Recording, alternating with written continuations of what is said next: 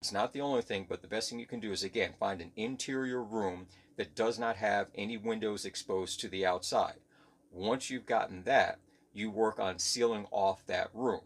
Now, your entry doors, if you have one, then that's what you have to work with. If you have multiple, you have to decide what is your most common entry area, and does it come directly into the room that you're going to isolate, or does it open into an area that you then have to travel through, because you want to be able to reduce any potential contaminants that may come off of you or come into your interior without getting into the place that you're trying to keep safe. You basically don't want to have the only way in lead directly into the one room that's going to be your isolation area, because any contaminants that get in, they're going to end up settling in that area where you're going to be eating and sleeping and staying, and you've just nullified the point in trying to reduce your exposure.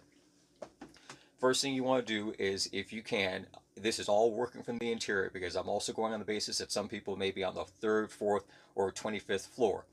You want to look at your windows, putting up painter's tape and using that caulk. If you have actual cracks, if you can either see light, or if you can feel a temperature change of either cold air coming in the wintertime, or even you feeling a cross breeze of air conditioning air being drawn out if it's warmer out, but you want to fill cracks, use the painter's tape if you can to put it over those areas to reduce the amount of actual airspace that can travel.